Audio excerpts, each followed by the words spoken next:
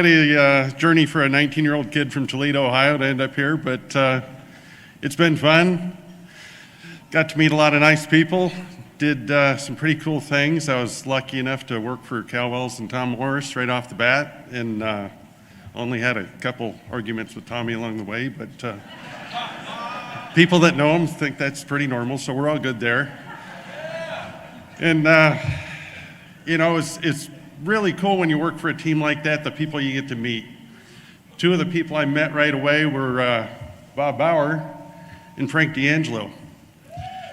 And every car I've built in 40 years has had Goodrich tires on it, and they're simply the best, and not just tires, but the people. You know, they have so many great volunteers that come out to the races, and a lot of the teams I ran, Venable Racing, we relied on Goodrich pits. I only brought enough guys to barely get that car around. Without Goodrich, we couldn't have done all the good stuff that we did. So, you know, we won a lot of races. I had a lot of great drivers. Venable Racing, we had Robbie Gordon, and then when he moved on, I got to do the fun job of interviewing drivers. And Rob Mack sat in that seat for about 5 minutes, and before he was done, I was convinced he was the guy. So really cool to see Rob Mack and all the stuff he's done. Got to move into short course and do a lot of things back east that were fun. Scott Douglas, we saw that I helped him a little bit, and Scott Taylor, and I don't know if a lot of you people get to know Scott Taylor, but he's one of the coolest guys I've ever worked with, and the guy's family. Him and Kelly are great. I spent summers back there, flew back and forth a lot. My kids spent the summer with Scott Taylor once in a while. It was pretty cool. So after moving on from Scotty there, we did some pretty cool desert stuff with Simon & Simon and Ultra Wheels.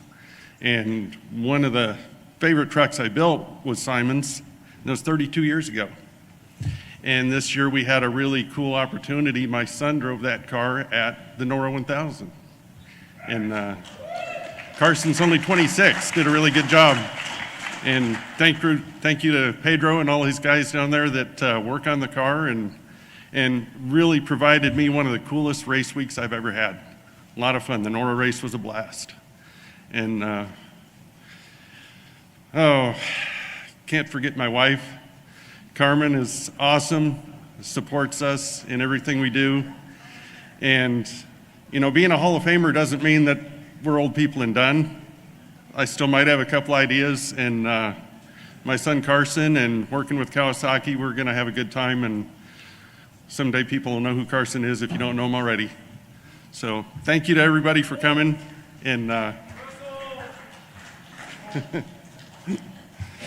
it's been a great trip, 40 years. I enjoyed everything, and Bob was always there. If I accidentally got to drive a car, Bob rode with me because I didn't pre-run and I had no idea where I was going, but we logged a few miles and he always kept me out of trouble. So awesome job, Bob, and I've enjoyed knowing you for 40 years. It's been great. Goodness gracious.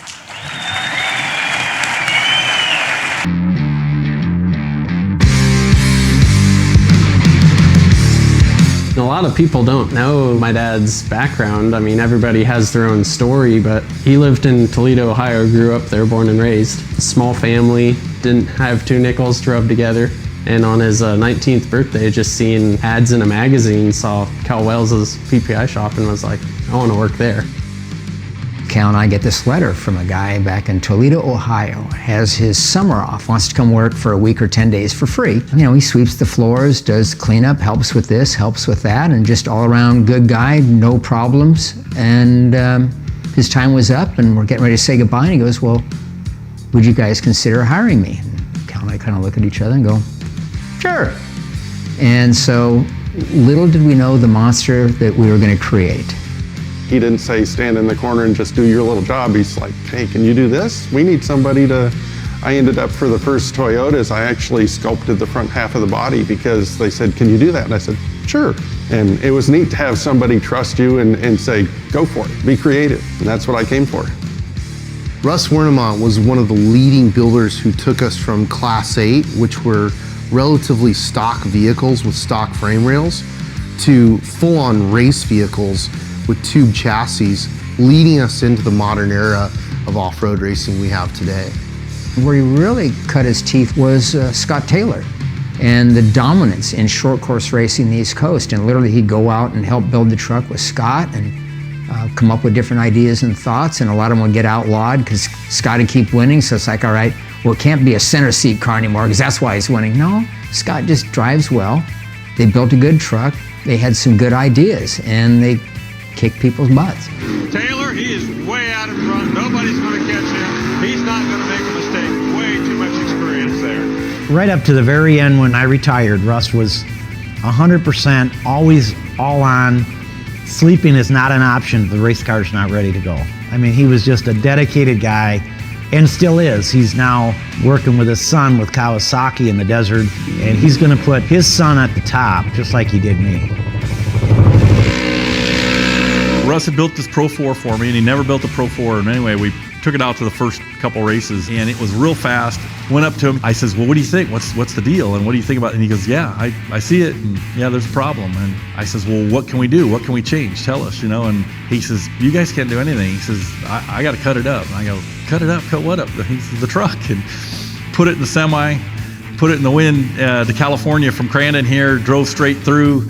He worked and did a few adjustments on where the A-arms were, where the pivots were, and a few other things, and brought it back a week later directly to a race and went out and won. And then from there on out, we were dominant with that truck, and we ended up winning the championship. But we were able to pull it off with one of Russ's chassis, and that was his first four-wheel drive he ever built. When he would be designing, for example, the Class 8 Venable truck, he would cut out 100-pound stock, cardstock, into the shapes of whatever suspension thing he was working on, and a map tack. He put the map tack in there where he figured the pivot point ought to be, and he, for a few minutes, move it. Oh yeah. Those small things, I don't know if he taught the industry or showed the industry, you can do it if you can think it. And that was Russ Wernimont, and he thought.